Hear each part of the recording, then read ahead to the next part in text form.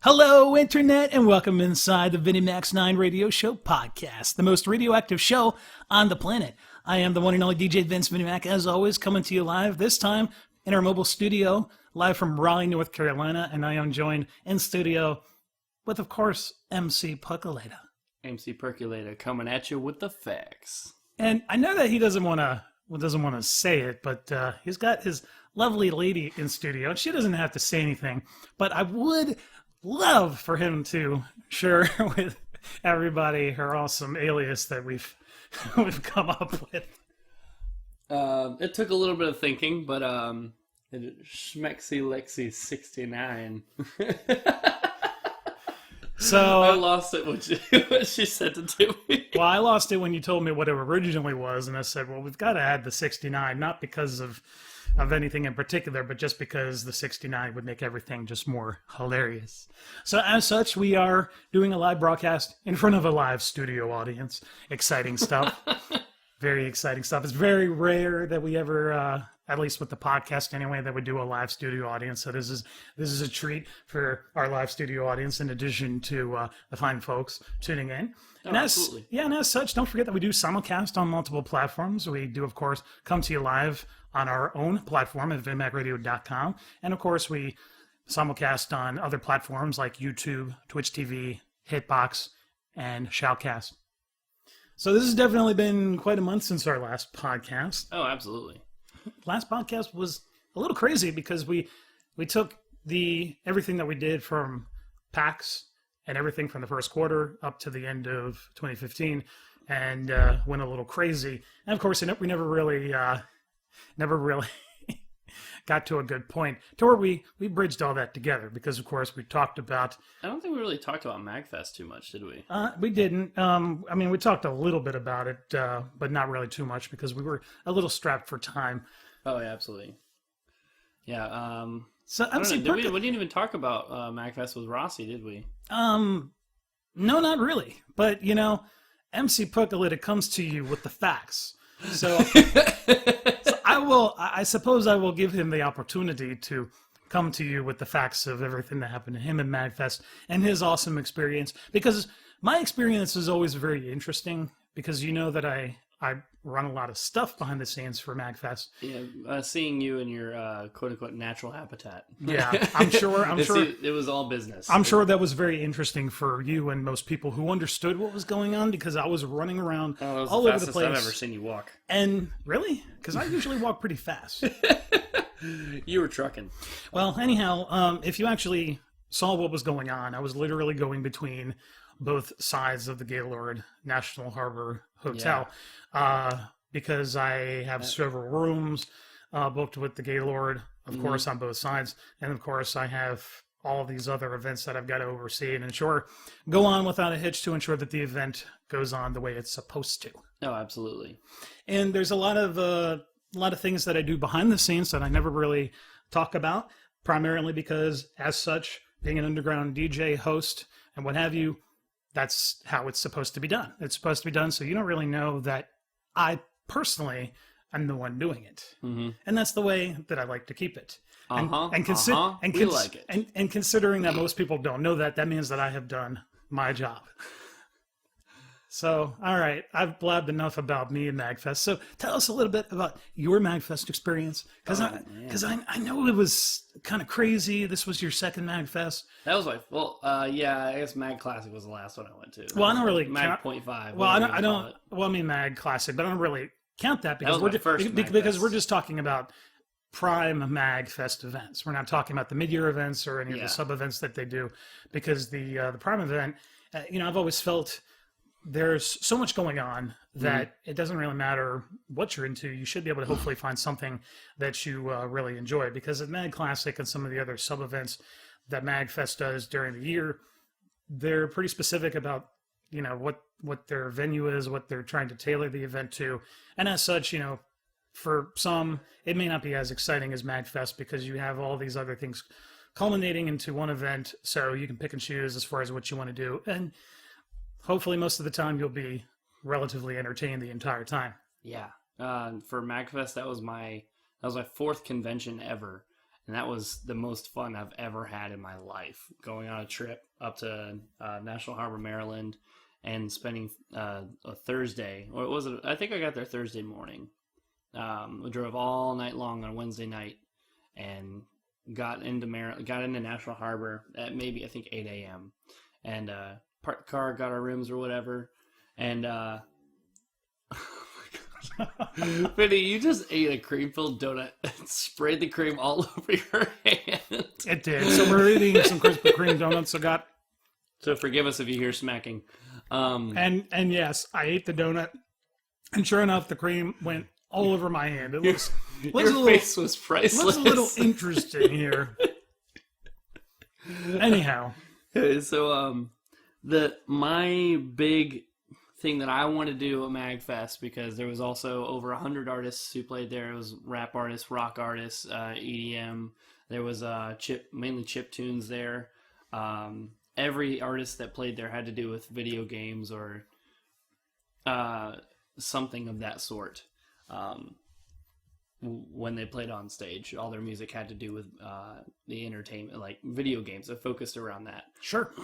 But they also had an enormous room just with like one section broke off from like PC indie games to consoles to arcade to everything you could possibly think of. They had 6 initial D7 cabinets, which I'd raved over. I played that for 8 hours straight. I went there. My main focus on going there was the Octathlon, which they had an 8-game an 8-game pentathlon is what it was. A Mag Classic. Mag Classic was their first time they trying it out. They had a pentathlon for 5 games, and they had a bunch of people sign up. And my team came in third of 5 teams. We didn't really get much of a prize, but we felt like we got gypped out of points because they constantly switched the rules. But anyways, Rossi and I were on the same team. We had another guy named Marcus and his friend Tom. They played on our team.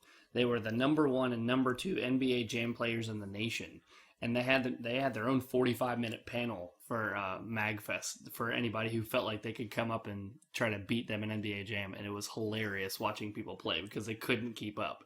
Marcus got pissed off when it was 59 to 23, and they scored a 3-pointer on him, and he slammed his fist up against the game cabinet with anger. He was so mad somebody scored a 3-pointer on him.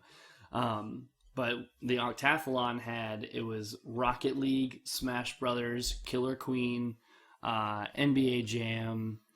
Oh, shoot. What was the other games?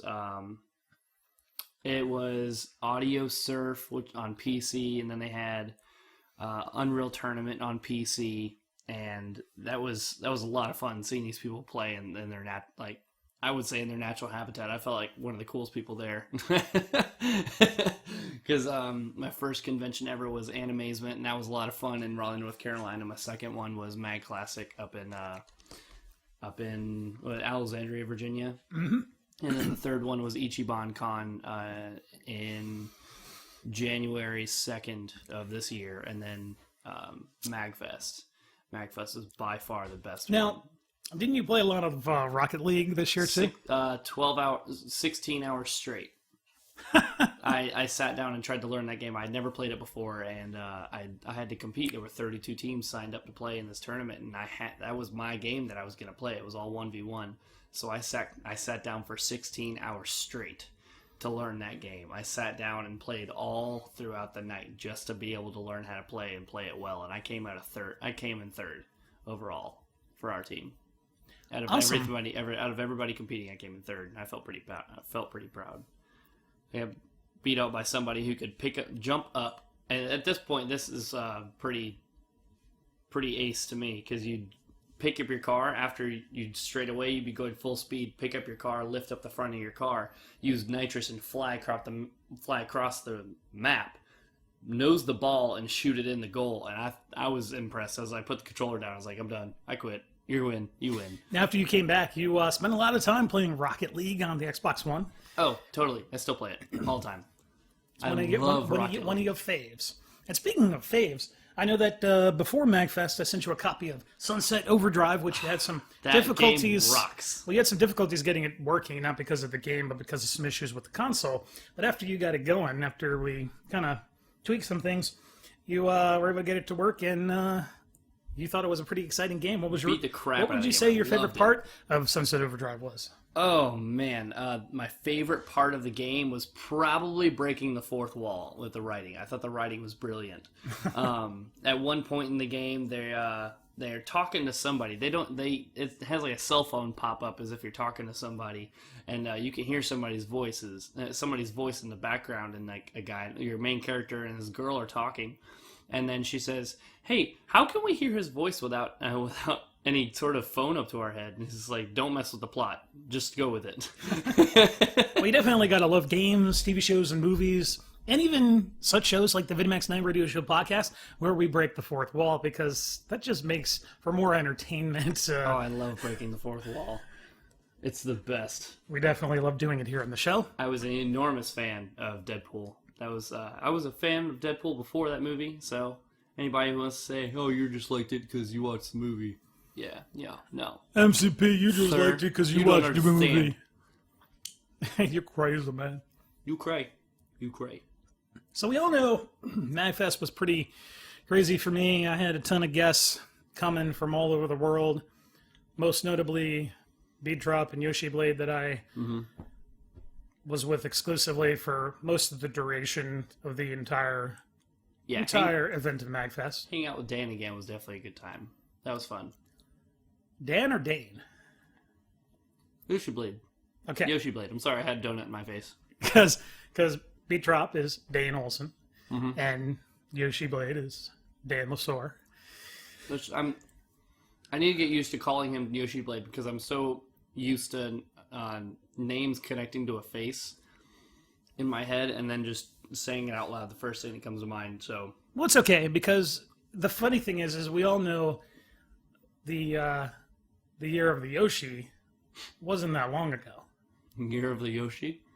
Yeah. So, sir, you need to elaborate. I don't know what you're talking about. No, I don't need to elaborate, because anybody knows what I'm talking about. But anyway, because... What you trying to say? Well, we'll talk about it after the show, because I don't need to really steal time away from the show to explain. But anyhow, because you could just Google it. But anyhow, I deem this year, because I've been working with Yoshi Blade exclusively on content creation, particularly remixing music and that particular genre of music. I deem this the year of the Yoshi Blade. And what was funny was when I said that, he goes, well, I don't think he really understood what I meant, but I said, no, this is the year of the Yoshi Blade. And he goes, no, the year of the Yoshi has already happened. And I said, yes, it has. But that's not really quite where I'm going with this. Keep up.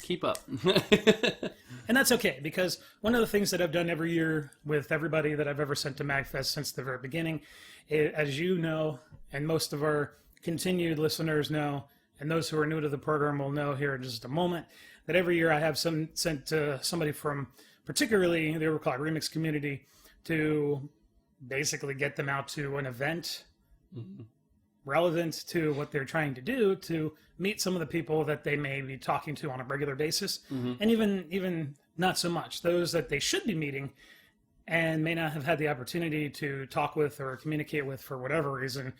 And of course, this year it was primarily Beat Drop, but he's not really new to the community by any means. He's been around for a long time. He's staff on Overclock Remix. So as far as what I was doing for him and his fiance was effectively getting him to MagFest and giving him the opportunity to meet and collaborate with some of the peers that both him and I are familiar with, because we all know that there's a big financial challenge with any type of event, especially if you're coming from the Midwest. Oh, absolutely.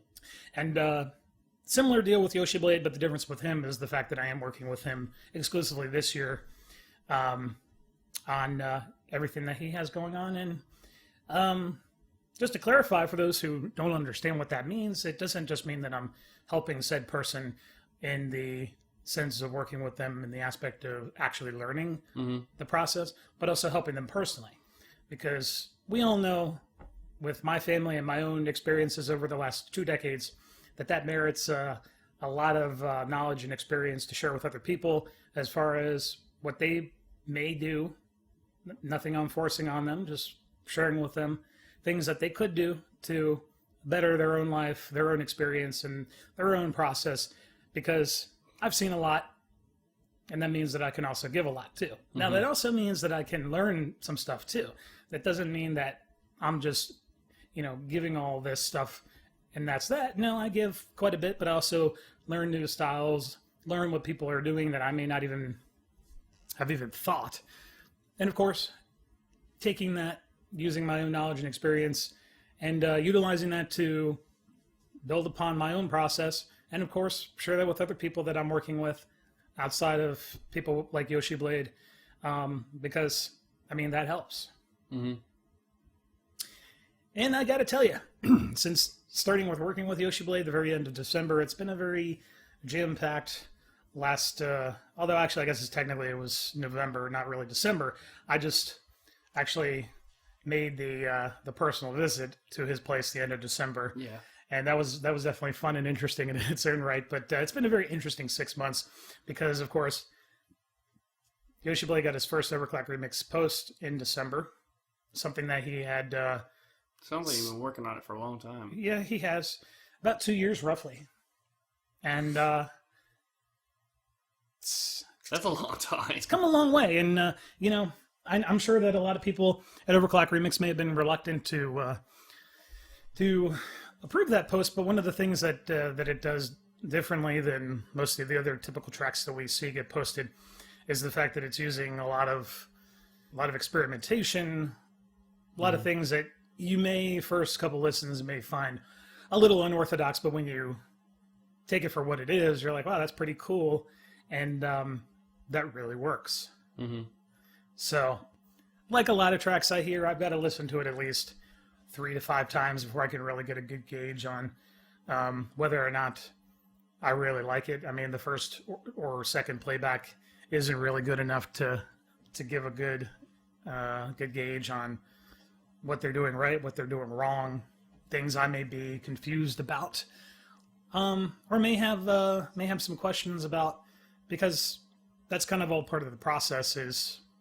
Isn't just listening to it and giving sometimes negative criticism, but just taking it for what it is and saying, here's what I liked, here's what I didn't like, here's what I think you should do.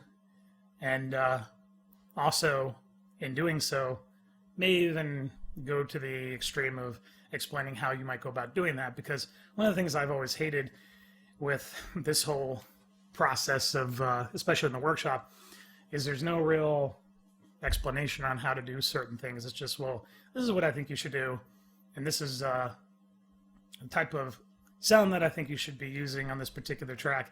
And there's no real, well, you may need this this extension. Sorry, I'm just picking on you a little bit. Well, either way, I have to use those 2 words because to some people, even though from a dictionary standpoint they may be the same thing, and sometimes that leads to confusion, sometimes that leads to... Oh, that's good, because I'm already confused. Utter disgust. Well, that's okay. You're not exactly a remixer by any means. You're just a guy who comes to us with the facts. All of them. All of them, too. Everything that comes out of my mouth is true. So, and, that's definitely where I try to help, too. I'm not going to sit here and tell you I'm a master expert at any or all of this stuff. Before you continue, isn't that word kind of like a double negative? What? But a double positive? Master expert? You might view it that way, but the semantic of where I'm going with that is people use that a little differently. Sorry, I'm just picking on you a little bit. Well, either way, I have to use those 2 words because to some people, even though from a dictionary standpoint they may be the same thing, in the video game community they can mean 2 different things. Well, I guess I'm a little far behind because I'd consider myself a gamer. I'm behind the curve. I need to keep So, up with pop culture. An expert, could be used in kind of a more professional description of somebody, and a master. I mean, as far as where I'm going with this description is some may say, well, you're a master because of your experience, not because of your actual professional work. Yeah, that's what I was thinking. Like, master had to do with like somebody giving you that title, either giving it to you, or you actually sought the experience, and it may not have had to do anything with your actual business or day-to-day professional work. But of course, like the difference between in the beer industry, like brewmaster versus master brewer. Master brewers with experience and spending their entire life doing that, and brewmaster is having to go to school for it and doing all these things and going to get an education to learn how to do all these different things. Sure. So, I mean, on any of these episodes, it's not unusual that I may use terms like that. Right. And of course, when I use terms like that, that mean exactly the same things to most people. It's usually because there is an actual difference to those in the video game music community. And of course, we all like to pick on everybody's idea of things.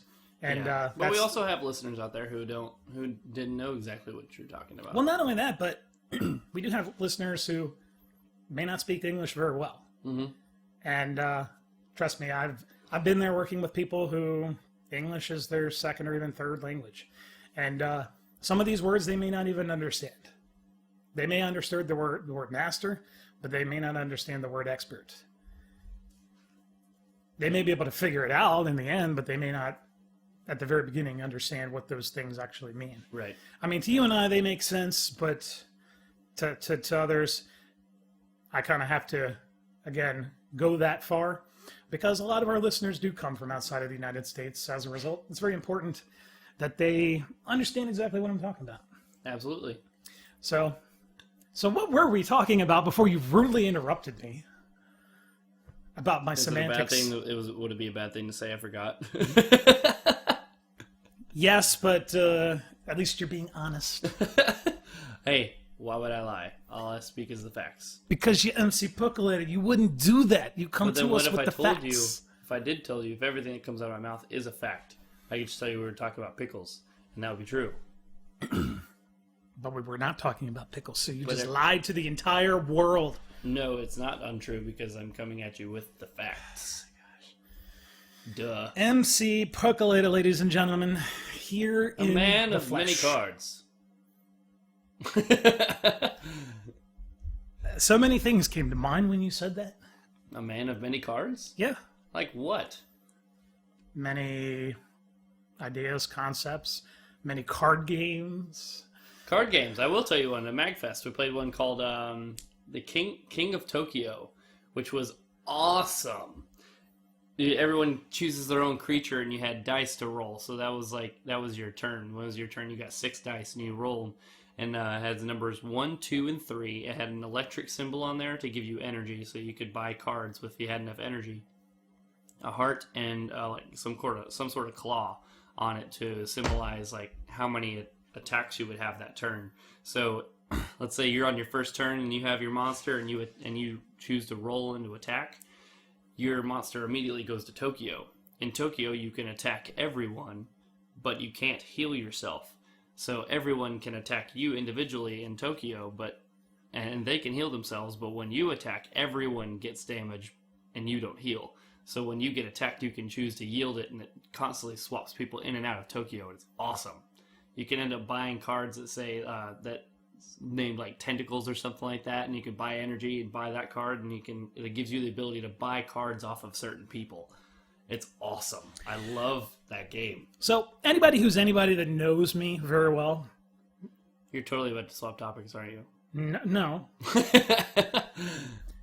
Knows that I've never been a fan of card games. And the one story I want to add to that, the one thing that I remember that involved card games has nothing to do with the card game itself. But back in 2005, me and 2 friends were out. A whole 11 years ago. That was a long time ago. I was in the 5th grade, in 2005. Wow, that was a long time. That was a long time ago for both of us. Well, anyhow, me and two friends were out, and my friend needed to go to the ATM for some reason. I don't remember what exactly it was. And at the ATM, my friend found $60 on the ground. Whoa. So what did he do with that $60? You know, we thought, hey, he might do something a little bit more constructive, but he spent $60 on Magic cards? a small number of Magic cards. Yeah, you could spend $60. You drop $60 on 3 different cards easily. Yeah, it wasn't many. Planeswalkers. I literally, he showed us the cards, lands. and I was literally like, you just spent $60 on that? You're Priorities are a little mixed up. Jeez Louise. I mean, the deck out in my car right now is worth about a little over $150. Yeah.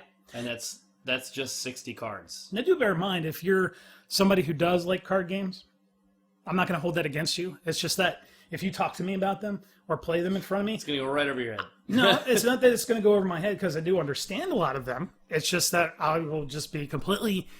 tuned out. Just not interested. Yeah. I tried playing Magic for a while. I was so bored. Yeah. So bored. So bored it just made me on. Yeah, Magic gets expensive, and it just wasn't as fun. I just stuck with playing Pokemon on my Nintendo 3DS. Oh boy! And then there's another game, Pokemon. Or I'm sorry. I realize that the only people who don't like Pokemon are those who haven't played it. Well, that's the thing. I have played it. Yeah, but anything after 3rd generation. It's one of those things where you know most people know that I'm a very busy individual, and as such, I don't really have time to sit down and play a lot of these games. Mm-hmm. And as such, most of them, again, I'm just not really too terribly interested. Again, I'm not going to hold that against anybody. If you want to play it, cool. But I would, you know, especially if you're doing it in front of me, I will just be like, mm-hmm. Yeah, that's very cool. Cool stuff. I love it. I mean, I still play it. I've been playing it. Like, my first video game ever was Pokemon Red version. I'm sure we just lost 100% of our listeners. Oh, absolutely. Maybe a solid 20%. There was a lot of people just walking around with Nintendos. With 3DSs, just playing Pokemon, trading all over the place and all that. Sure. It was a good time. MacFest, there's always like gym leaders that show up. There's Pokemon competitions that go down. Now, something that may have added to my... I don't like to use the term dislike, but I guess the fact that I'm not interested mm-hmm. in card games and Pokemon and stuff like that is just the fact that I was never really a handheld gamer. Yeah. You know, again, if you threw a Game Boy at me, at least for playing games, I would would destroy Bomberman. That was a great game. No, I would Game Boy Color. No, I would just again be very disinterested. Yeah. Console is definitely better than playing consoles. But you PC, can't bring a console with you to the park. Yeah, but I'm not gonna go to the park to play a game. I'm gonna go to the park to enjoy the park. Trips. You can't bring a console. Well, you can. It's just a little bit more. Well, difficult. That's the thing. You know, back in the early days, I didn't really have that kind of technology. Yeah. You know, sure, I'm a technolust, and I strive to be on the cutting edge. I've seen that Wi-Fi box you built. There's actually 5 of them. But the yeah, you take a plastic toolbox, and turn it into a Wi-Fi hotspot for. It's awesome. Well, like a full modem in there. Modem has got 4. 4 modems, a fan to cool everything down. There's 8. 8 fans of the damn thing. It's got a low balanced router. It's got 2 Wi-Fi access points in there. It's got quad external antennas. I mean, that thing, and it's also got a built-in server in there if you want to, be able to play back your media over that Wi-Fi access point. Oh, absolutely. So yeah, I mean, technolust extraordinaire.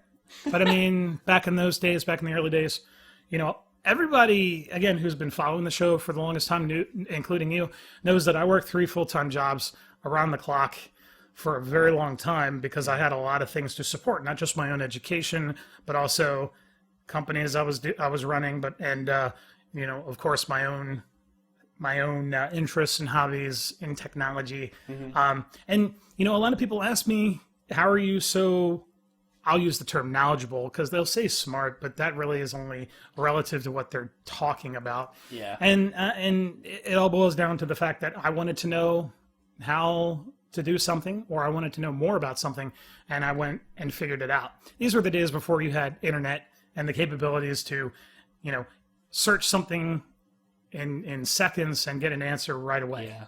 That was when you had to go to the library and look it up. Had to go to the library, had to use those thick encyclopedias. Those were definitely dark days. Golden days. But the golden days. But those were also the times when, at least for me anyway, I'd say that a lot of innovation occurred because it meant that I had to actually go and do research. Took effort to learn. And make the effort to learn. And sure, with the internet and mobile devices and cellular and Wi-Fi technologies out there, I'm able to greatly advance my own knowledge set very quickly because, again, we now have not just Google, but other search engines that work a lot better than they used to. Mm-hmm. We have mobile devices with tons of mobile apps out there. And I'm still laughing about it because we have all of the knowledge in the world at our fingertips, yet we use it for memes and cat videos. Well, and that's the fun thing. You may, but I rarely do. Because I don't really deem that to be a very good use of my time. I will just warn you, I have an extensive arsenal of dank memes. Oh, you don't have to, because you've shown me some of them. Mm-hmm. See, my favorite one. Am I allowed to use the F word? Dude, is that a no-go? You've been told this every yes or no. Every episode. I just want to be safe. You can say whatever you want. My favorite one, I lost this meme and I can't find it. I think I'm gonna make it soon. But my favorite one was it one of the My Little Ponies? It was like the purple one with like the rainbow mohawk or whatever. And no, I think it was just the dark purple mohawk, and she's got a pretty sassy look on her face.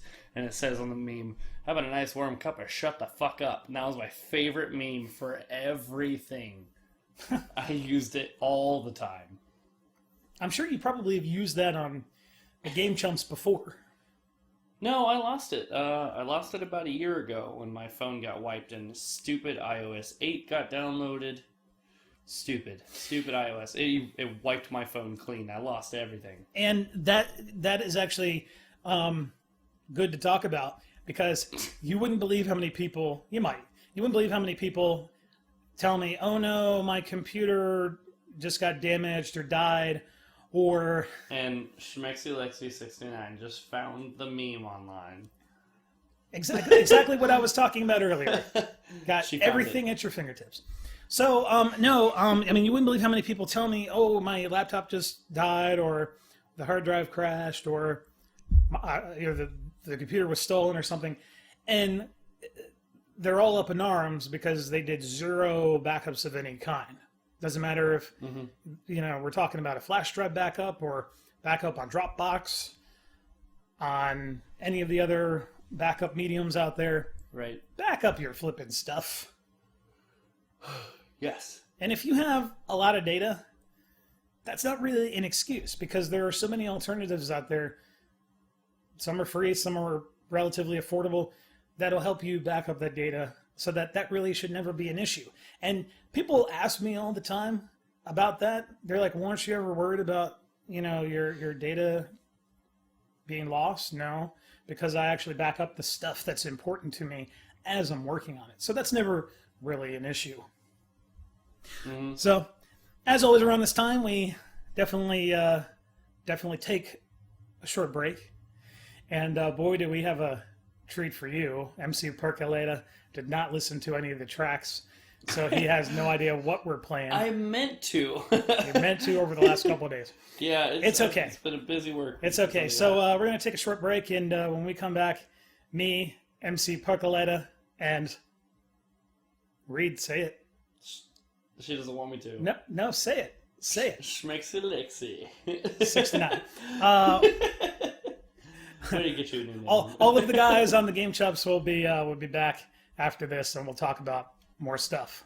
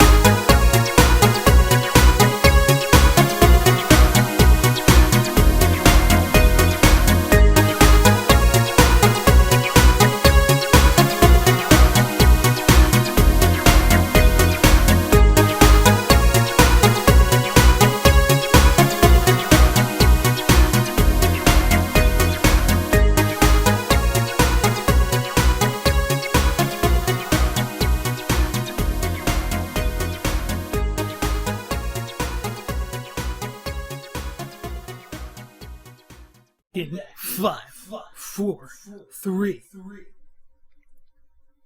All right. Another subsequent success as I continue to break the fourth wall. Welcome back, everybody, to the VinnyMac's 9 Radio Show podcast. The most radioactive show on the planet. Yes, party on. Wait a minute, I'm Wayne. What the hell kind of crap is this? Wait, I'm Garth. Yeah, you're Garth. Can I still be Garth? No. Take me, Garth. Where? I'm low on gas and you need a jacket. Shut up and kiss me. Let me be frank. Can I still be Garth? So yes, welcome back to the VinnyMac's 9 Radio Show podcast. Yeah, welcome back. Episode 1307. 07. Can you believe that I've been doing the show for this long? I cannot. Most people can't. Benny. I can't believe it. Well, believe it, because you're going to have to. Happy Fiber Day. Happy Fiber Day. If you missed the last podcast, then that wouldn't make any sense. So go listen to the last podcast, and you'll understand. Just pause it right now and go listen to the other one. No, keep listening to this one. Listen to the other one later. Just keep listening and listening to the other one later. Because you'll just run into a whole lot more inside jokes. You'll lose track, and you'll forget why exactly. And you'll probably forget to go back and listen to the other episode. Probably, but that's okay. It's okay. Remember, we don't utilize all the other platforms. It's exciting. It is. But we don't utilize all the other platforms as a means to get the program out. We use it primarily as a courtesy to the world to provide the show to those that don't have the access that we give most people on the VinnyMac radio stream.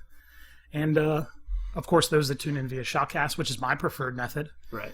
Because, again, this is a podcast, not a video program of some kind. It's supposed to be audio only. And, of course, the Shoutcast stream is going to be the best way to tune in.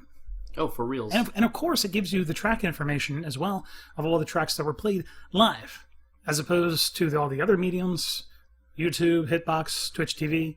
It might be good for me to go check that out since I hadn't heard all of them before. Sure. So if you're curious during the show what a track happens to be, because you're just like, what is that? Go check it out. Go check it out on the Shoutcast because, again, live track updates. It's just a lot easier on you and a lot easier on me because you don't have to contact me and go, hey, what was that track? And I'll be like, I don't know. There were like 17 of them. Speaking of getting in touch with us, you're more than welcome to tweet out to us or what other forms of social media do we have?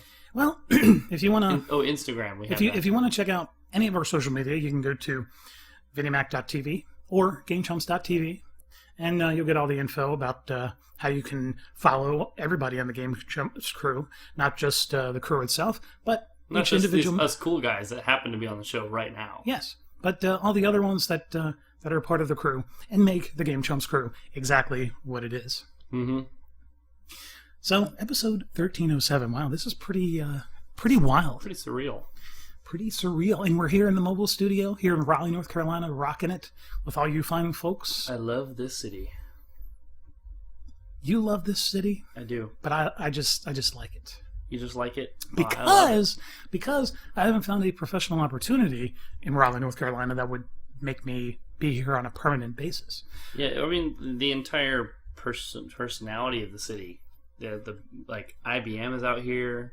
We have more technological stuff. I don't know. That's way out of my pay. That's way above my pay. Way above your pay grade. Oh yes. So I'm drinking this energy drink, and again, we talk about things that I have no interest in. Energy drinks are another one of them. Yep. And this is disgusting. Really? It's read the ingredients on the side of the can. Carbonated water, okay. Leaves, apple juice concentrate, orange juice concentrate, lime juice concentrate, and natural flavors, whatever that means. Mm-hmm. No chemicals, no additives. But some of these things I would not necessarily put together. But they did, and it works, and I love it. And works you're for drinking you. one, and you don't like it. You ungrateful. Which means you can have it. I will gladly drink the rest of this. I probably shouldn't, because I'm going to stay up all night. Yeah, but you need to stay for a little bit longer. Maddie is naturally sweet with no added sugars, preservatives, or artificial ingredients. It's 30% fruit juice, lightly carbonated, and packed with nutrients to keep you going. Sweet. Nicknamed the Night Watchman by Amazon hunters. Yeah. Ooh, fancy. Very fancy. So yeah, if you're interested in, as we continue to move off topic, if you're interested in checking out Yoshi Blade, Rossi, Tenwug, and of course myself, DJ Vince VinnyMac, and MC Percolator. MCP. Coming There's a hashtag for that. There is. We created that. We created the hashtag so, yeah, for that. GameChumps.tv. I felt pretty special. GameChumps.tv is the place to go. You'll notice that I kind of love the design for GameChumps.tv because it's very simple. Mm-hmm. It's just a picture, an ASCII picture of an airplane, or at least my representation of an airplane. I changed that recently. And it's just got, I think, a couple of links. One to Overclock Remix Radio Live, VinnyMac Productions, the podcast link, and of course the live status for all of our streams. Mm-hmm. And, that's another thing. Overclock Remix Radio is something that I own and operate. So if you want to hear Overclock Remix tracks 24 hours a day, every day of the year, you can head over to ocremixradio.com and check it out. The funny thing about that service, I get a lot of interesting feedback about that. And a lot of it's good. Some of it's not. The feedback that's not good. I don't like the keyboard warriors. I'm not a fan of those people. Okay, I'm not sure what that has to do with OC Remix Radio Live. The people that say negative things about other people. Keyboard warriors. I see. Well, I mean, it's not like they're being purposefully bad. It's the feedback is stuff that we already know, both them and I. Oh, I thought you were talking about like the similar instance to Jay and Silent Bob Strike Back, when they have the little kids saying they will eat poop and it will shove the poop into their poop and then make them eat that poop and then make them eat the poop again. Okay. And then going to their front door and then beating the crap out of them. So more specifically, the number one comment that I get, and I've said it before on the show. I said poop a lot. Yes, you did. But the number one piece of feedback I get about that I consider negative, because everybody knows this, is the fact that they're like, you should have, a voting system to where, you can pick the type of music you want to hear next. Well, as I tell them, if you would like that, then that's where you can go over to Rainwave, which is OC Remix's quote-unquote official radio station for continuous overclock remix tracks. Because remember, everything that I've done, including OC Remix Radio Live, has been underground and isn't always actively advertised. And for the longest time, it was never indexed on a search engine because I never allowed it. You either had to know that it was there or you had to find it through another source. So anyhow, Rainwave has always been Overclock Remix's official radio station, and that's fine. But they have a voting system. But the problem I have with that, which is why OC Remix Radio Live was created even before the concept of Rainwave, was so that there's no bias as far as what is played. Because you wouldn't believe how many tracks that I have found that I think that I have heard at some point, but don't really remember. Right. And realize, hey, this is a pretty awesome track that I never would have heard if it were on Rainwave, because, again, you have people that are putting in bias to say, hey, I want more Super Mario Bros. Or, hey, I want more, more of Beat Drop and Flex Style. Or more Yoshi Blade, throwing him out there. Well, there's only one track, so... Well, more of that one track. Okay. So... Play it on repeat. So, and that's kind of the problem I have, is that, with Rainwave, that's a cool feature, don't get me wrong, but at the same time, I don't feel like those that are actually putting in the time and the effort to, especially those that have been on the site for a long time and don't get any kind of, real playback just because they've been there and people don't remember that they're even there. Or, just they've never downloaded them before because they're just so old and don't realize, hey, these are some pretty awesome tracks, even though they were created like 15 years ago. As long as the site's been there. That's a long time. I'm actually curious. I think I might go check. Well, we're getting. Actually, the 16th year has already passed, so we're, 15th anniversary was not this past December, but the December before that. So OC Remix has been around that long. I've been around a lot longer, and we talked about last podcast about how back in '94 I started not just getting into video games, but also working with people personally in the video game and video game music community specifically, in addition to what I was already doing in rock and roll music. Right. Working with them, not only finding my own process, but also helping others figure it out and, get them to where they are today. Because there are a lot of notable artists that I've worked with. Sure, they probably would have figured it out in the end, or at least I like to believe that. But, a lot of them I shared a lot of time with way back when. And it's really cool to see where they've come since then.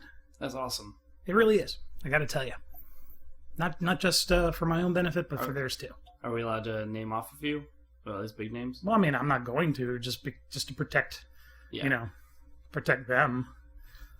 So one of the that's totally fair. Well, one of the biggest things that I've always said is I really don't talk about anything specific from anything that occurred 2 years ago and back. So if it occurred before 2014, unless there's a reason that I need to be really specific, I'm probably not going to be. Well, fine then. That's all I have to say. And it has nothing to do with the fact that I don't want to share it. It's just that was a time when, I was working with tons of people, doing a lot of things professionally that were under contract, under NDA, under all kinds of legal paperwork. To where some of it I can share, some of it I can't. But it's just better for me to be safe than sorry. Right. And if there's any, like I've said, if there's any specific situation or experience that I want to share with somebody, I will. But that's typically going to occur, in private setting, in person, in a one-on-one, or just a very small setting. Because one of the the things I think everybody can understand is the fact that many of the stuff that I've done, a lot of people go crazy over in the terms of they're like, oh my God, you did this, or you worked on this project, or you worked with this celebrity. And it's like, yeah, it's not really that exciting. Or it's exciting, but it's not. Yeah, it turns out they don't like pickles, and that's weird to me. And that's another thing. We were talking earlier about how sometimes, not all the time, sometimes it's not a good thing to meet the people that you really like or look up to. Because, in my own experience, I found that there's a lot of people that some of the music I really liked, or some of the things that they were doing I really liked. But after getting to know them, I'm like, wow, if you see them in a completely different light. If him and I were, or her and I were friends, we probably wouldn't hang out that often. Yeah. Growing up, I was always a humongous fan of Jim Carrey. I always it's still my goal to be the Jim Carrey Batman Forever Riddler for Halloween. I love that costume, love that character. And it's always been on my bucket list to meet Jim Carrey someday. So that's just a little personal thing from MCP. If anyone even wants to know anything about me, because you guys don't tweet out to me. I'm totally joking. No, but yeah, I've always wanted to meet, I've always seen people in such great light as actors and comedians and superstars. Sure. And always wanted to find out who they really were as a person, because I've always been big into social experiments and finding out what people are into and who they really are as a person. Sure. And going back to what I was talking about, the other thing is the fact that when you do tell them that you were associated with such project, they get really excited to the point where sometimes they don't leave you alone. Yeah. And I've talked briefly about it, but there have been times when I have had stalkers that I have had to deal with on a legal standpoint, believe it or not, which is kind of a weird thing even for me to say, because I don't really consider myself to be famous or popular or any of those words. But apparently I'm known enough that apparently I have to have stalkers, and those have definitely been very interesting to deal with over the years. And again, even just to think about it's kind of like, that's really stupid, but that has happened and is something I've had to deal with, and I gotta tell you, it's very weird when it does happen. I don't know the feeling. I've never been popular enough to be stalked. Hopefully, that never happens. And in fact, you and I talked earlier in the week on this late Thursday night for some people. We talked earlier that the other day when I was in Raleigh, I was going to the donut shop, aka MagFest. MagFest equals donuts, if you didn't know that. Definitely. And if you have no idea what I'm talking about, you should venture on to MagFest Facebook page and take a look at a couple of most notably recent posts to understand what we're talking about. But anyhow, when I was going to the donut shop to pick up some donuts, there were some people who recognized my car because my license plate is pretty obvious who's in the car. And they were yelling out of the car, "Vinny Mac, we love your show." Wow. You know, that's a pretty specific imitated scream. Again, well, you weren't even there, so. But I could have screamed as if they didn't have voices. But I hear that, and of course, again, I don't really see myself as being famous, popular, or whatever. But apparently, I'm known enough and have been, because we've talked about this before, other experiences where people have run into me and go, "Oh, you're DJ Vince Vinny Mac," and they're like, "I love your stuff," and I'm like, "Really? What have you heard?" Or, what's the timeline of content that you have caught? Because, I mean, I've changed my content enough over the years that I can hear what you've heard and bridge it to a particular timeline of my work. As far as particular genres or pieces of work that I may have been working on at the time, and say, "Oh yeah, this was probably during the last couple of years of the show, or this was after the show, and I was working with so and so on this, and we put this together, and what have you," and that's what happened. That's awesome. So, but it's just funny whenever that happens, because I'm just like, you always got to ask, how did you find out about it? How are you tuning into the show? Are you really a stalker? Any of that crazy stuff. You've only seen one episode? You're not a real fan. Yeah, you're not a real fan. So, it's like I said, it's very interesting whenever I run into people like that. And that energy drink is starting to give me the heartburn, baby. Give you the heartburn? Give me the heartburn. Drink some water, man. Some serious heat lightning going on outside. Yeah. It's kind of freaky. Freaky. Freaky fresh. Yeah, totally. So episode 1307 of the podcast is brought to you in part by MC Percolator. MC Percolator, coming at you with the facts. With the facts. And donuts. And speaking of brand names, we're at Taco Bell the other day, or I was at Taco Bell the other day, and picking up some food, and there was a bit of a mistake with the location. Yeah, you told me about this. Which ended up in me effectively getting double the food, which meant that MC Percoleta here got a couple of Doritos Locos tacos, and delicioso. Now they may have been a little cold, but nonetheless, they were delicious, and he consumed them happily, even though he told me these would have been better hot. And I was like, I did not say that. You told me on the phone. This is true. And I told you could put it in the microwave, and you said, "Ooh, microwave Taco Bell, that's disgusting." Okay, there's a reason it's grade F meat. Grade F is probably grade X. You can never say no to a Doritos Locos taco. No, that's probably why in the last couple of days I may have had 30 tacos. Oh my goodness. Yeah. I'm surprised you're not sitting on the toilet right now. I'm surprised that most of what's coming out of me isn't orange. from the taco shell. Oh my god. So that's awesome. So after MagFest, people ask me all the time, probably 2 or 3 weeks from the end, so I guess mid-March, hey, what kind of stuff are you going to be doing between now and the end of the year? And I was like, aside from maybe doing some stuff in Phoenix, I really don't have anything planned. So, that being said, we do have some stuff that we're doing in Phoenix at the end of May into early June that me and Yoshi Blade are going to be doing. And hopefully we'll be doing that with Flex Now and King Tiger in Phoenix, Arizona. I know both of them are very excited with the fact that I'm going to be there. And I know that King Tiger, a.k.a.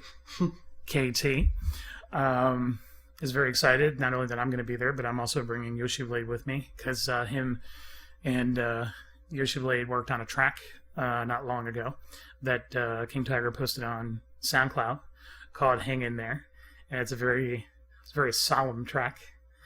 I'll check it out. Sure, you will. I hear the doubt. Yeah, your track record is not really. Anyhow, is that a pun? Track record? Hey. Track and record. That was an easy one. So you know, actually that was a track that happened to come on when I was leaving the airport after dropping Yoshi Blade, beat dropping his fiance off, and you know, bear in mind that when I did drop off all of them, I gave Yoshi Blade a big Game Chumps hug, as I would, because I told him it's going to be at least 3 months until I see you again. It's true. It's true. And that came on, and I sent him a picture of the display on my radio, which showed the track title. Mm-hmm. And I said something to the effect of, it's going to be really hard to do over the next 3 months. Because, again, I'm working with him over Skype and over Instagram, because that's the only social media that he really wants to have any kind of interaction on. I've never really considered Twitter or he's on Twitter too. He recently got on there, but I don't consider Twitter or Instagram to really be really great chat platforms. I just don't. And as such, we've been communicating on Instagram because that's his social media of choice, and Skype as well. And I Skype him at least usually once a day when I'm not off on a trip. See how he's doing. I know that lately he's been just focusing on his social life and professional life, so he hasn't really been doing too much in the realm of music creation. And you know what? I told him, and I know he's having a hard time grasping this concept, but I told him that's just fine. You know, you can step away even for a month or two at a time, and that's not an issue. You know, sometimes you need to take a long break from your work to not only check out other things, but also to get other concepts and ideas brewing in your mind. Because that's part of the process. I mean, King Tiger and I talked not long ago, and he told me that for many, many reasons, he hasn't been able to really put out anything really good. Sometimes it's just... I know nothing about content creation, so I'm not even going to try to go there. But I mean, with him anyway, it's just the fact that he hasn't really been able to focus on that because he's got so much going on outside of that deserves more attention. Right. So, and again, that's perfectly fine. There's nothing wrong with that. And people, especially people like Yoshi Blade, need to understand that is totally okay.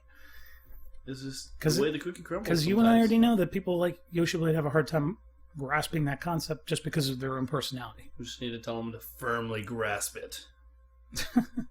SpongeBob, yes. Sure. Technically Patrick Star. Hi, is this the Krusty Krab? No, this is Patrick. I love SpongeBob. I'm 22 years old and still love anything third season and back. And I love it. Anything after that is just trash. I really don't like SpongeBob after the third season. Anyways, we're talking about content creation. Content creation, music creation, remixing, stuff in one's personal life. Yeah. All that fun stuff. Yeah. Personal life. Work's getting pretty good. Work's getting pretty busy. Yeah. And of course, people yours and my age, which is still quite an age range difference, need to understand that the hardships that we face in our life, that's normal. Absolutely. It may feel like it sucks. Trust me, it does. The ups and downs are normal. But that's part of life. as it's said before, and I'm sure I'm not quoting it exactly, you got to have your ups in order to have your downs, and the other way around. You got to have your downs in order to have your ups. Mm-hmm. I recently just came out of my own down. It was a 6-month long down. It was pretty good. It came back around pretty well. I'm proud of where I am now compared to where I was 3 months ago at the lowest low point of that down, and I feel pretty happy, pretty motivated, pretty optimistic of what's going on around me and where I'm taking myself. Good. Oh yes. Not to mention, I'm pretty sure this Maddie is like making my eyes super heavy. Which is funny. Which is funny because it's an energy drink, not a sleep aid. Yeah, but that's what you say about coffee and caffeine. It puts you down. Yeah, because in some people, caffeine has a negative effect. Oh. And I'm one of those people where caffeine doesn't put me in a state where I'm awake. It puts me to sleep. It's not so much of a pick-me-up for you. It's a put me down. Sure. I tried. Okay? You tried. Don't judge me. I tried. You tried. But yeah, this healthy energy drink, it's tasty. I think it is. God. You had a nasty look on your face. That is so disgusting. Oh, I love it. It was good. Tasty. And this is replacing my coffee from now on. But until at least I run out of that case that I got. I am sorry. Coffee is delicious. Well, coffee's fine in terms of taste. But, I mean, I'd rather have this for free than to go out and buy coffee, you know? It's a nice, healthy energy drink. Just eat some oatmeal and a banana for breakfast and boom. Well, I guess I'm lucky because not only do I get free coffee at the office, unless I go downstairs to the cafeteria, which I'm not going to do that for coffee. Right. But I pretty much get Dunkin' Donuts coffee for free because with the app, they pretty much give you so much free coffee. It's unbelievable.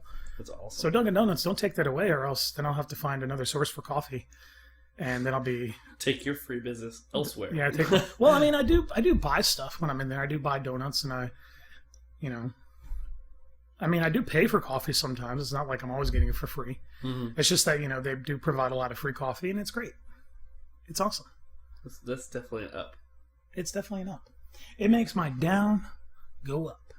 Indeed. And then I get to the office and I go down again. Because I have to go deal with all the problems that is, why I work. Mm. Which is very complex, I got to tell you. It keeps me up around the clock. So, because it's, when you do what I do, the insane amount of work that I do, it's not unusual that some people will get jealous. Uh-oh. And I mean, I get jealous too of people who are above me too, so I can understand. But at the same time, I work for that, for everything that I do. I'm always on the lookout for things I need to look out for, whether it be good prices, rewards, more optimal way of doing things, to cut costs. Heck, the last couple of episodes of the podcast have been primarily about that. Yeah. I'm nodding my head right now. If nobody can see that, I'm definitely nodding my head. He is nodding his head. Yes, sir. I'm SMHing up and down. Yes. So, yeah. Around this time we take our second break, and we have some more exciting Overclock Remix tracks. And don't forget that if you like any of the stuff that you heard tonight, make sure to head over to ocremix.org and check out all of the Overclock remixers who've been featured on tonight's show, in addition to checking out the show notes at VinnyMacRadio.com. And again, checking out everybody who's a part of the Game Chumps crew at GameChumps.tv. Remember, that's GameChumps.tv. So, without further delay, we'll take a short break, and we'll finish talking about more stuff. Stay tuned.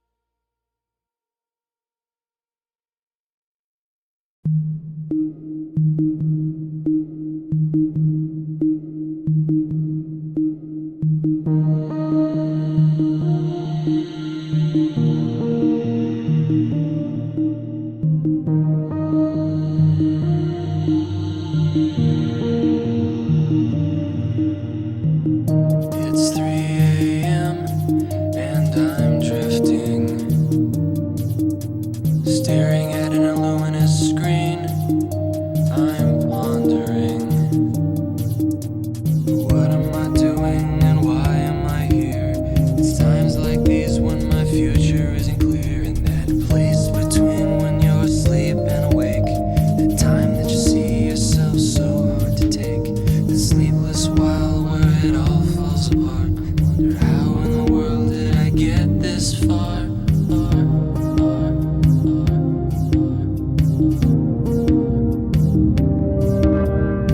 But then I dream that I am who I wanna be, that I'm successful and I'm free. Life's no longer a mystery. I'm a hero on the big screen. I'm romantic hopelessly. I'm a soldier, pioneer. There is no pain, I have no fear. Awake, I am so free. I rise and my fate makes me believe. I'm a poet, I'm a Renaissance man. I'm a lone wolf with a battle plan. I'm never alone when I'm with friends. I can look into my own eyes again. I can throw everything to the wind without any worries at all. Because when I dream, I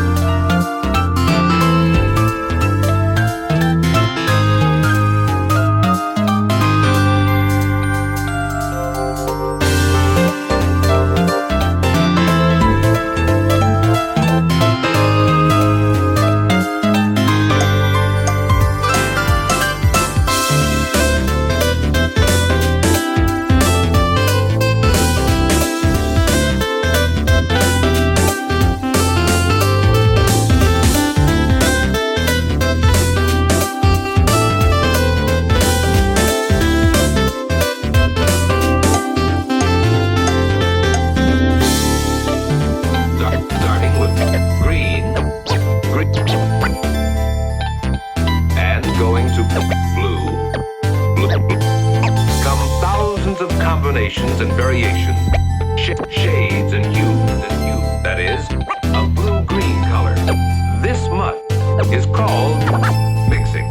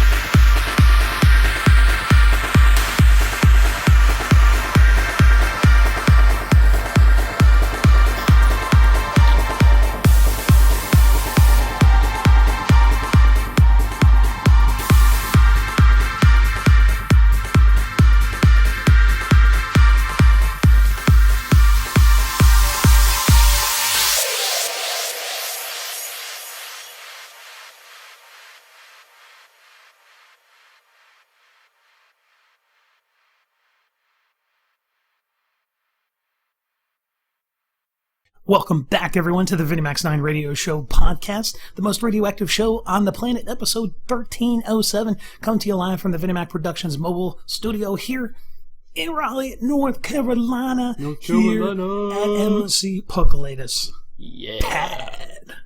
I MCP, prefer crib. MCP, no, MCP stands for more than just MC Puckalatus. It stands for MC's Pad.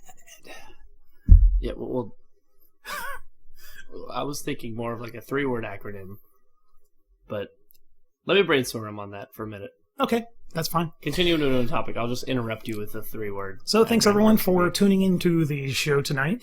We may be coming to you on such platforms as the VIP stream at VinnyMacRadio.com. My crib that's pimped. Man, way to interrupt. Told you I was going to interrupt you. You were. Okay. Fine. Whatever. We may be coming to you on such platforms as the VIP stream at VinnyMacRadio.com, Shoutcast, YouTube, Twitch TV, and Hitbox. Hitbox is the official partner of VinnyMac's 9 Radio Show podcast, so make sure to give us a follow if you like the show. And if not, make sure to tell us why, because we can't improve unless you give us some sort of feedback. That's an important factor to everything that we do on the show. If we don't have constructive criticism, then there's nothing we can really do to improve the dynamic of the show. So far, though, the feedback's been relatively positive, so I think we're doing okay. For those who, well, no one can see, he threw his thumbs up. I did. For that awkward pause there, in between what he was saying, there was a thumbs up. And unfortunately, unlike other pictures we may have posted on social media, we did not get a picture of that. So you won't see any photos of me giving the thumbs up like I just did, but that's okay. That's okay. Oh yeah. So it's been quite a show, and like I said, it's been quite the 6 months. Oh my gosh, yes. I mean, I can't believe it's already gone. We've had tons of events, so much to do. In and out of those events, we've had, of course, work, things that are helping us pay for those things that we're doing outside of the office. Mm-hmm. Things that are very near and dear to my heart and what I do. Hence why I'm here at MC Puckalatus' place. Indeed, with delicious donuts. Delicious donuts that I brought over, and the delicious Taco Bell.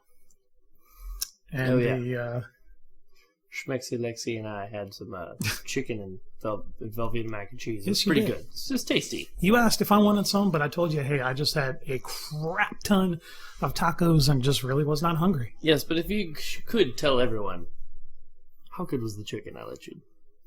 Oh, I gotta know, because last time I made it was a little dry. This time I did pretty damn good job. I gave you my constructive criticism, and how did you like my constructive criticism? I don't know. You should tell everyone what your constructive criticism was. You first took the bite with your fingers and put it in your mouth. You said, "Let me savor the flavor." You put it on a fork and you said, "Take it with your hand." And I was like, "Okay." Yeah, I didn't lie. Well, I just want people to know that I didn't just like pick it off the plate. Picture. I scooped it up. Yes, but I didn't want people to think I just like picked it off the plate. That wasn't going to be weird and fork speed. Yes, but the people did not understand that because you didn't say that. Well, they know now.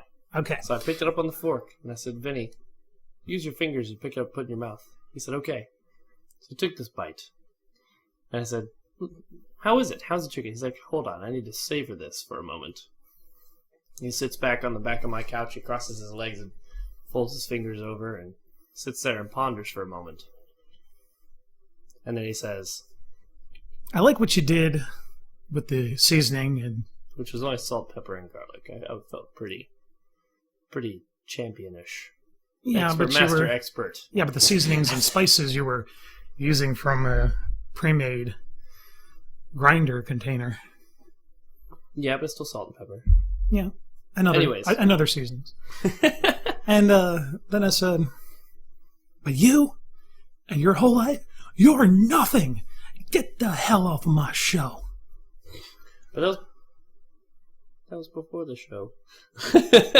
It was, but I guess you're just never gonna. You're just never gonna be on. Never gonna be on the cooking show. I live here. Oh yeah, that was right. Get off my cooking show. Oh man. So we never got around to telling you to asking you what your favorite part of MagFest was. What is? Oh no. We asked last episode, but I'm pretty sure that my outlook may be different just because a month has gone by since we've talked about it. Yeah. It might be the same. I just don't remember because, as we all know, I've done so much last 6 months, especially the last month in particular. But I'm pretty sure that just in general, aside from making sure that the event happened and that everything was smooth, that it was really just getting some time to hang out with Yoshi Blade and Beat Drop and his fiance, people that, I've admired for quite some time, especially Beat Drop. A lot of what they do for the community and a lot of what, they've done with their own music, of course, to me is spectacular. And, as I've told all of them, not just Beat Drop, Yoshi Blade, others who I have worked with over the years, some people consider their process to be incredibly elementary. But to me and others, those where that may be a completely new concept, I look at that and I'm like, okay, sure, it may be pretty simple to you. It may seem elementary, but to me, that's a little complex. Yeah, that's the word I was going to think of. I almost used the word far-fetched, but that's not quite the word I wanted to use because it's absolutely possible because it is being done, but it's not really something I would have ever imagined. What is the word you were going to say recreational?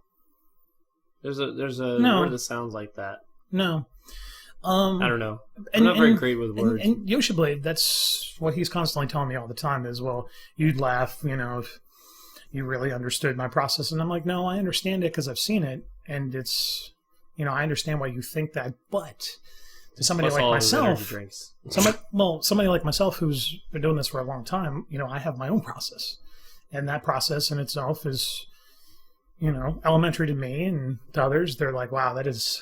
Some may say, wow, that's very convoluted. But at the same time, that's my process. I've been doing it for a long time, so it seems elementary to me.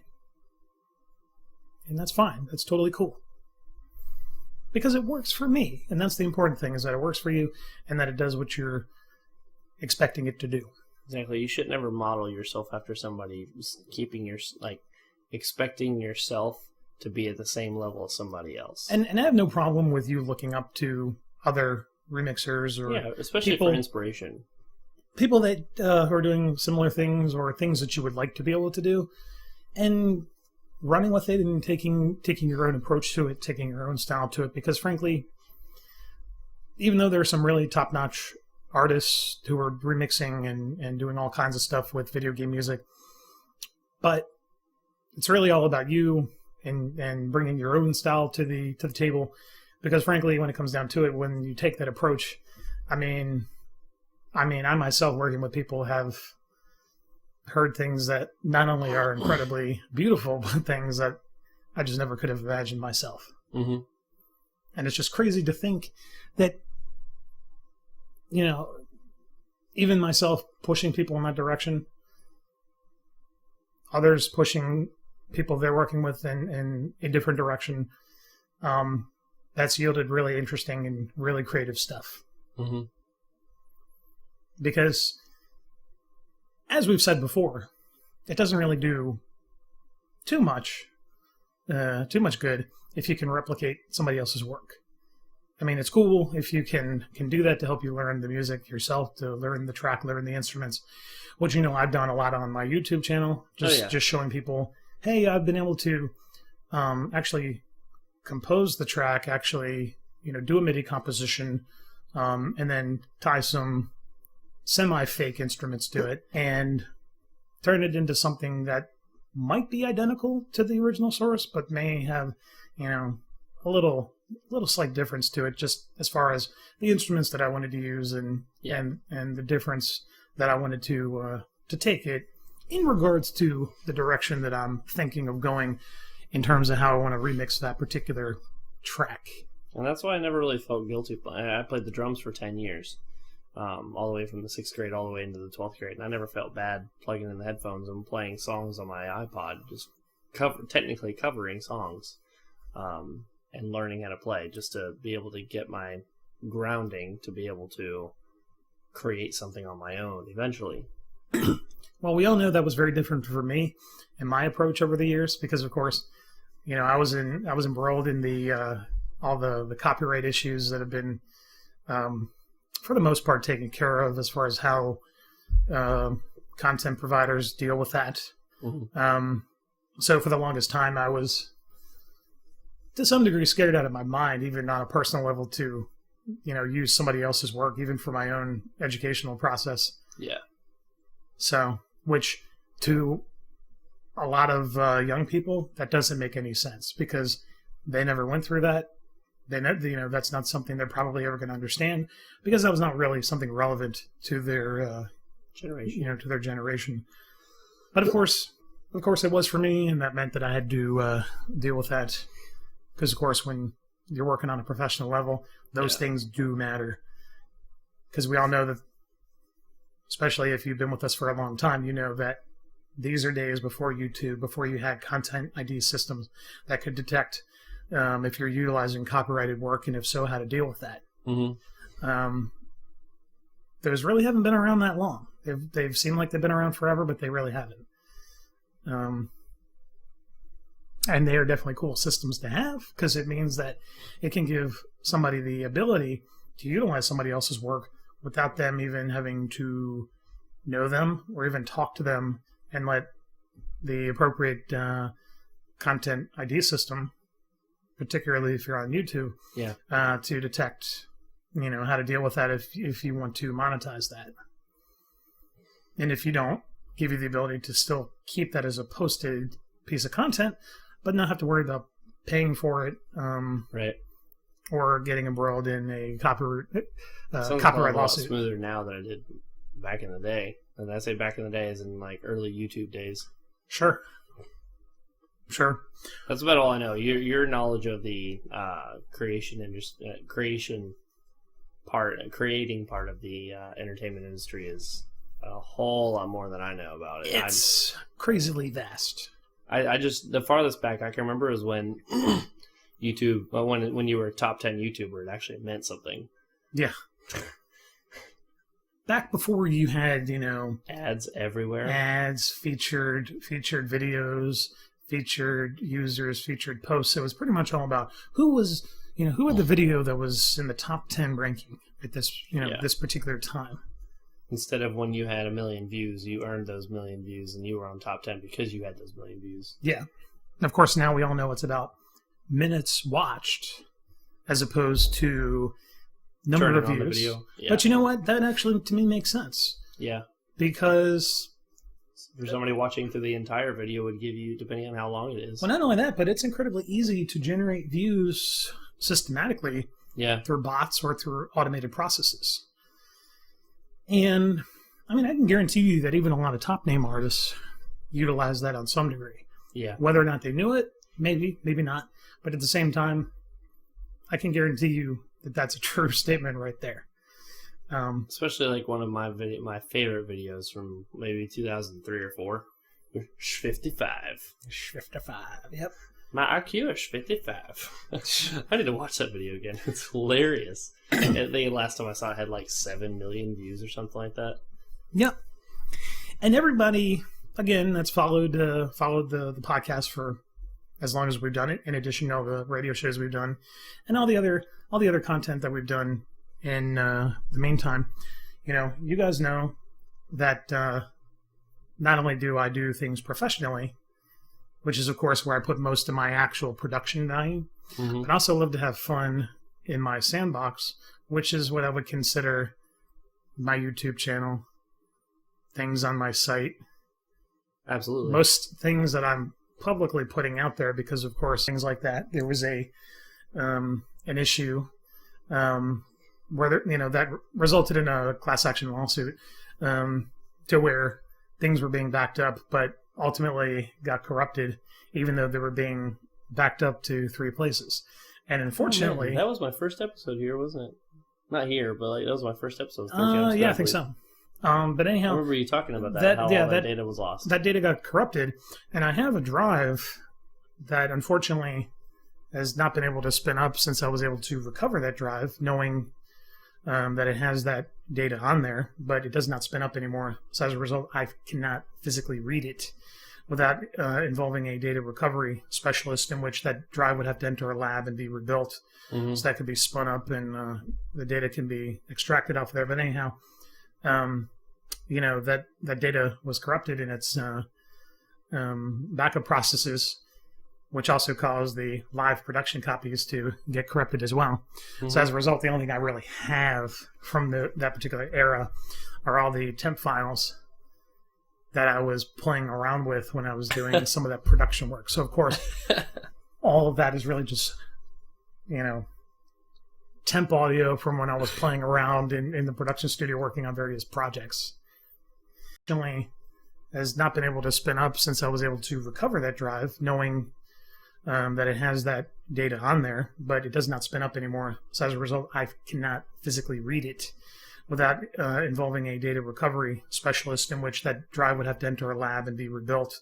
So that could be spun up and the data can be extracted off there. But anyhow, that data was corrupted in its backup processes, which also caused the live production copies to get corrupted as well. So as a result, the only thing I really have from that particular era are all the temp files that I was playing around with when I was doing some of that production work. So of course, all of that is really just,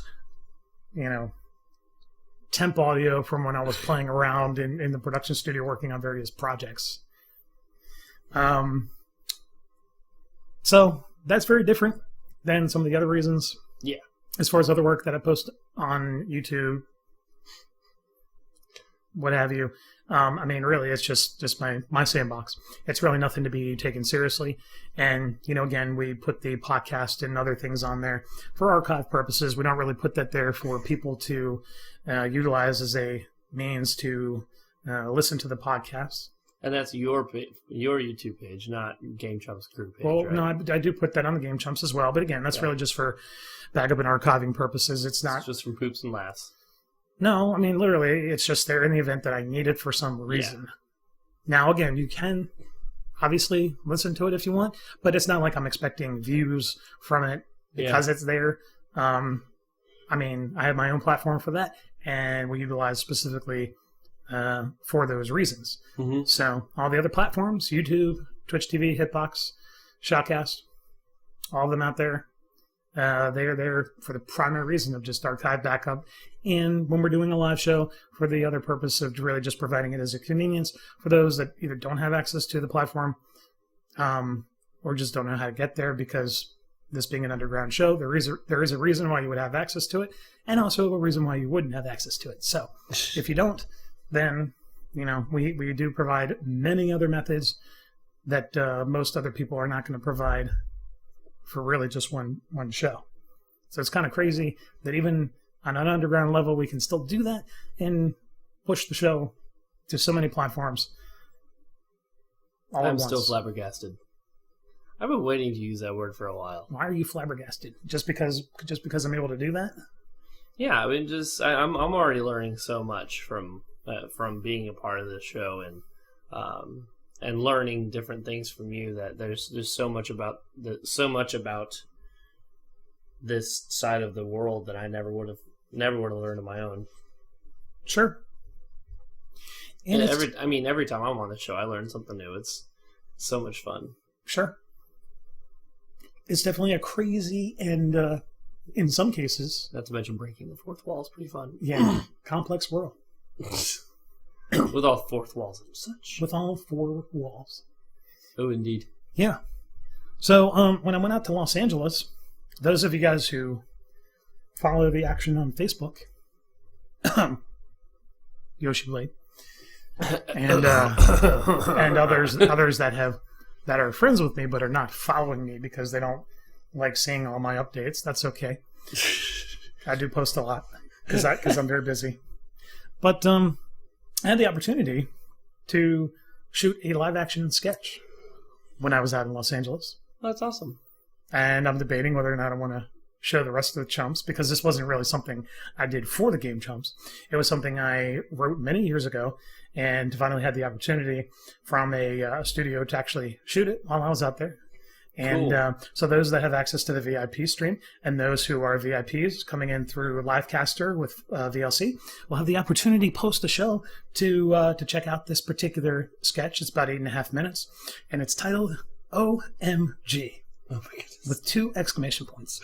And if you're on Facebook, there you should remember a particular photo, which is really just a screenshot from what I think is the funniest segment of that particular sketch that I did. I'll have to show you, Reed, because I don't think you've seen it, but it's pretty funny, I think. I'm excited to watch it. It sounds fun. And without any context, you're just like, wow, there's something serious going on here. So, but if you're a VIP, you will be automatically be receiving this post the show. You don't have to do anything; just stick around, and it'll start without you having to do anything. So, I'm again very excited to show that.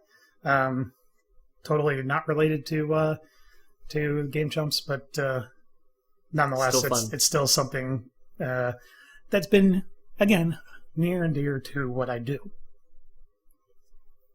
So, I'm excited to see it. I have no idea what cooks up in that brain. The funny thing is that even VIPs who aren't really even going to be authorized to see this, they're going to be asking me, "Hey, can I see it?" And they'll be like, "No." Didn't even say please. Pretty much. So if you want to see it, make sure to say please, and I'll probably still say no anyway. But fruit baskets and gift cards. Yeah, fruit baskets and gift cards do work. Accepted. Do work in regards to something like that. Trade secrets and other things, no, not so much. Gift baskets and gift cards won't work on stuff like that. Maybe a new dryer, maybe. Well, if maybe you really wanted to see it. Maybe a new $50,000 sports car that might. No, that's work. too much. That's a bribe. No, that's totally a bribe. No, I'd be okay with that because the information I'd give probably wouldn't be too terribly helpful. No, probably not. Because I know better than that. I've been in the industry too long to make a mistake like that. To accept a $50,000 car? To accept any kind of a major monetary bribe like that, whether it be a gift or actual money. You are crazy. Gift baskets are nice. Oh yeah, gosh, I yawned.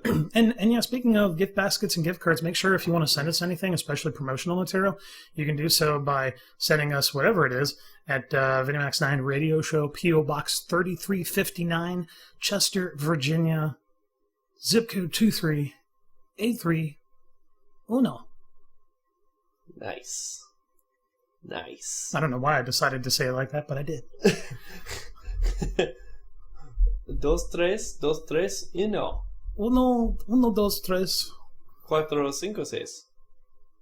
I don't remember the next after that. Siete, ocho, nueve, nueve. It's been too long. There's a V in 9. When I went from preschool to kindergarten, my teacher asked me if I could count to 10. I said, "Would you like that in English or Spanish?" And she was like, "Give it to me in English, dumbass." I felt like a badass. She laughed at me. I wasn't kidding around. I'd laugh at you too. You laugh at me all the time. But that's because you're a laughable person. This is true. It's very true. It is incredibly true. So, went to Los Angeles, did some work there, did the sketch. That was very interesting. I did a ton of other work in regards to why I was there after hours. So, I mean, it was a crazy week out there. Then after that, I had 2 full weeks of work, and then I had to go up to Northern Virginia to do some more work at headquarters. And then I came back, had to go to Phoenix for a whopping day. And then had to go to work for a couple days, and then came down here to hang out for a while and do the glorious VinnyMac's 9 Radio Show podcast, episode 1307. Yes, 1307. What people don't know is that this will be the first episode that we will be utilizing the RTS monitoring and control system. Ooh.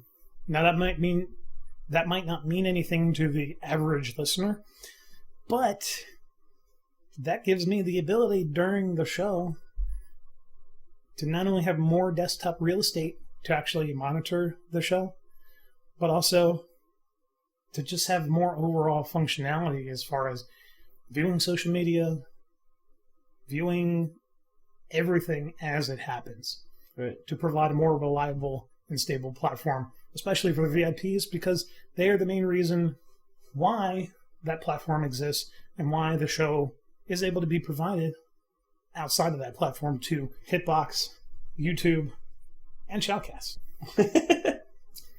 So, I know it's already almost to the conclusion of the show, but do remember that Shoutcast, for this particular podcast, is the most reliable way to get the show.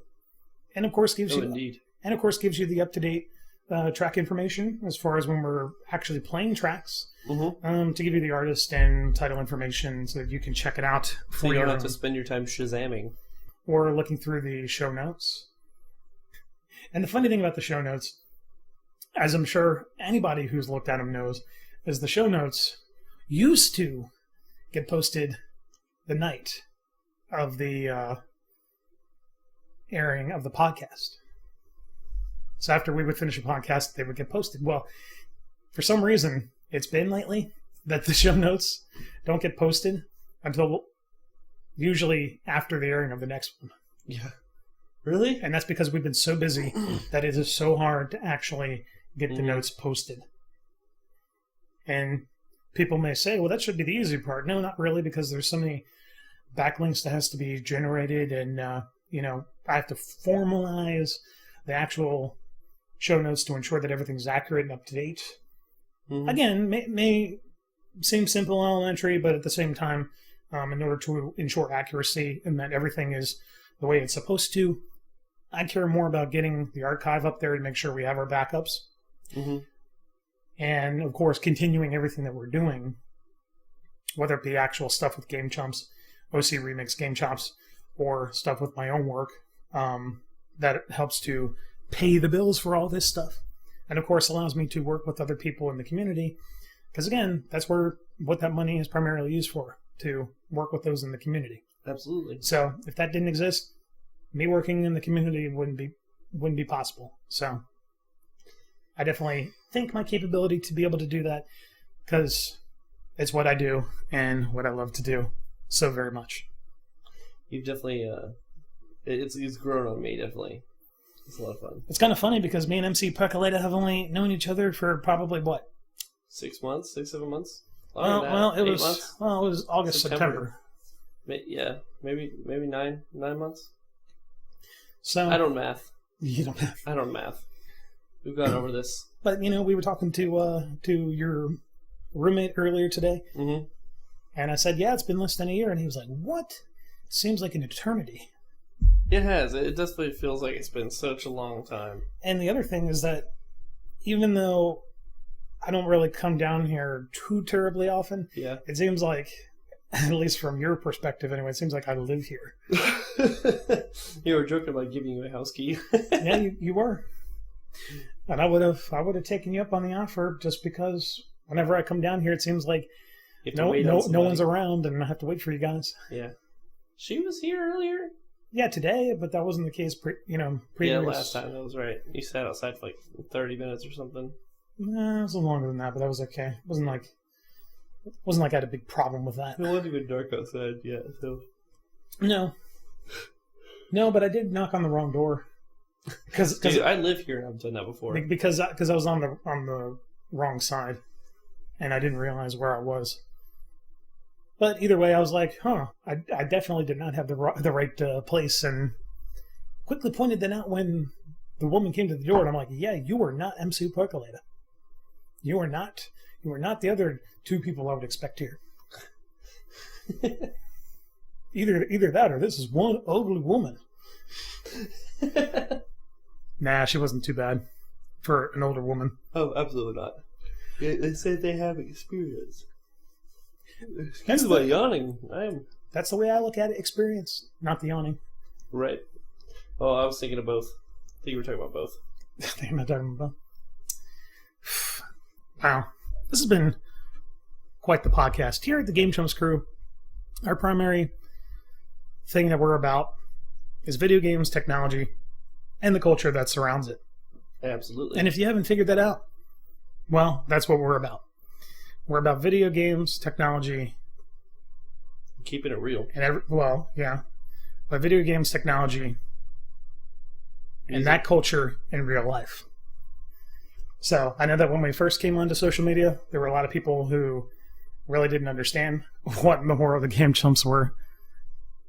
But the Game Chumps crew, that's what we're all about. We're about video games, technology, spread the love, and everything that surrounds it, whether that be video game music, chiptune,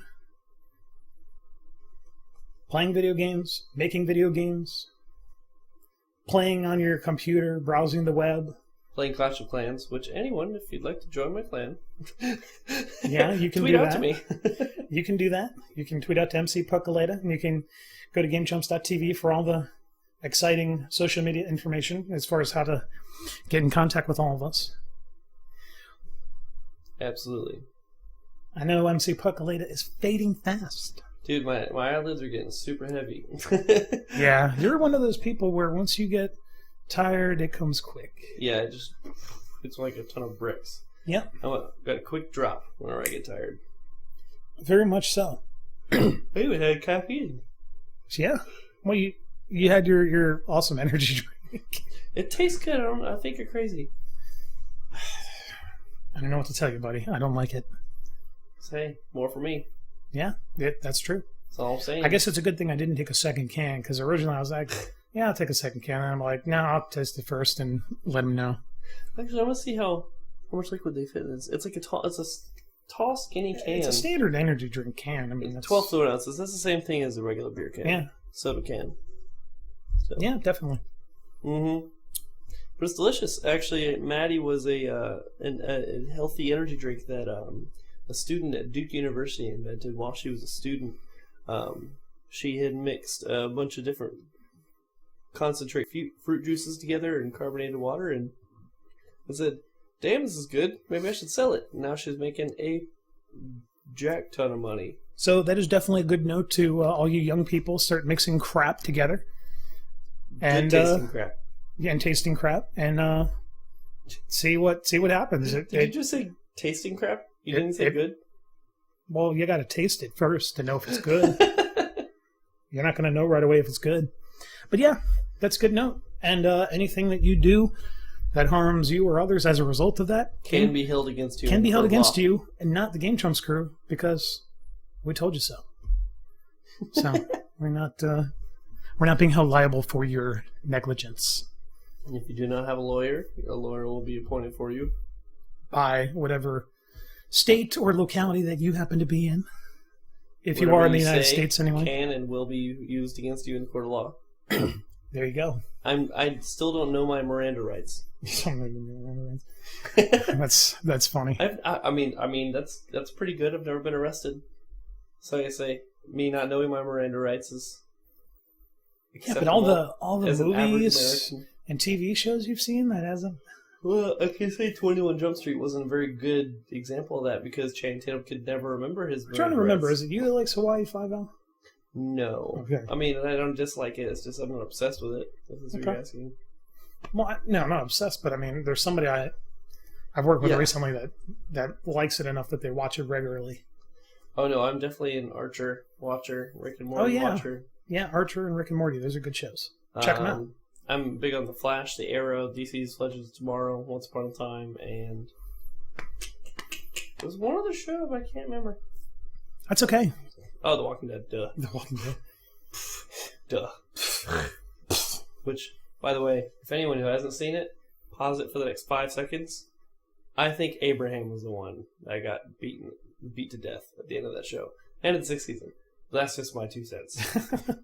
Well, your 2 cents has been noted. And the people out there will use it for what it is. I'm just saying. If they want to use it, cool. Orange Crush can a few episodes earlier I think that was a foreshadow. Abraham's a redhead. They get the shit beat out of him with a baseball bat wrapped in barbed wire. That's all I'm saying. It was either him or Glenn, and I think it was Abraham. Fair enough. Fair enough. Anyways, what were you gonna say? Nothing in particular. Well, all right then. Just because this is my podcast doesn't mean that I'm the one that's got all the stuff to bring to the table. That's why I've got the Game Chumps to help me do that. Oh, sure. We're just there when you don't have anything to talk about? Yeah, which has been the entire podcast. I thought you knew that by now. Oh, I knew partially. I had a feeling. You knew partially? I had a feeling. It's like, I get to say a few things, and that's it. Yeah. Totally joking. A few things? What the hell? Joking. Totally joking. Jeez. But... Well, on behalf of everybody here at VinnyMac Productions and VinnyMac Interactive Entertainment, I'd like to thank our Krispy Kreme donuts, our Taco Bell, that disgusting energy drink. It's delicious. You're crazy. The Beverly Hills VIP Cigarella cigars. Shrapnel Ice cigars. Shrapnel Ice cigars. For not hooking us up, because I did pay for those. Right. But for just being good products. Being reliable. Being good products. Reliable products. You know, a long time ago I posted a photo of a Wendy's combo meal. Mm-hmm. And basically was like, this is really awesome food. And somebody was like, oh, you're such a sellout. And I'm like, well, number one, no, I paid for this. And number two, I would really only ever endorse products that I'm actually using in my everyday life. So, wrong on both accounts. So, but yes, these are all products that I use in my everyday life, much like the Audio Technica 2500 condenser microphones. I keep wanting to call it a cigar. Microphone, because it is the microphone of choice. It's very easy to set up and use, and of course has the built-in headphone port so that I can monitor the show when I'm doing it. So it's very convenient and very mobile, and that is what I use in the mobile setup. In the studio, we use something a little different. It's a great mic, and it smells tasty. It smells tasty, especially brand new. Yeah, definitely. Right out of the box. It smells tasty. Yeah. Real tasty. And if we're really going to go hog heaven with endorsements that we paid for ourselves through products that we already bought, Amazon Prime Now is definitely good for products that are eligible for that, because that's how the microphones were able to get to me so fast, because I ordered them when I was in Phoenix on Monday, and they got to me that night, and my friend Bill, who watches my house when I'm away, was able to bring them in, and they were in my house by the time I got home, and they were ready to be sent down here when I was coming down here to do the podcast. Heck yeah. So these mics are super cool. Yeah, I definitely like them. Even though they're using their native tripod, I definitely like them. And of course, they work very easily with any other microphone setup or arm or what have you. Right. They do the job, and they do the job very nicely. Unlike Rossi, who would get all up on the microphone and start eating it. So that's why you have the little screen there sometimes. Yeah. Keep him putting the mic in his mouth. Some people, when we're doing the mobile podcast, they'll go, well, you don't have the pop filter on there. And it's like, yeah, there's a reason why we don't have a pop filter, because we're not in front of the microphone. Mm-hmm. We're in a open studio environment to where there should be no need for a pop filter. There's plenty of humid air in this room. There definitely is, because it's definitely warm out there. So, for real, on behalf of everybody here at the VinnyMac Productions Mobile Live Studio, VinnyMac Interactive Entertainment, the fine folks who make this technologically possible at the VinnyMac Productions Monitoring and Control Center in Huntsville, Alabama, because they are the ones that make sure that the VIP stream is stable for all of you people out there. Mm-hmm. And, of course, that makes that possible for all the other platforms that we utilize, since that is the source for the show. Awesome. So, and of course, we couldn't have done it without myself, DJ Vince VinnyMac. You're conceited. Yeah, I know. Our loyal co-host, MCP. MCP. Glad to be here. MC Puckaleta. And of course, the game chumps that couldn't be with us, like Rossi, Temwug, and Yoshi Blade. Mad props to them. They're not dead. They're just across the country. Yeah, they're just across the country doing their own thing, and that's totally cool. Doing their game chump things. And more importantly, thanks to you, the listener, for tuning in, because you are the real reason why the show is here and we do what we do. Because the show is made and broadcasted for you. I'm just the host. With the facts. With the facts. Indeed. So, as always, when I end the show, this is a very important saying that I've said at the very end of every broadcast that I've done on radio and the podcast. I'm DJ Vince VinnyMac. Stay true to yourself. Keep it real. And we'll catch you next time. We're out.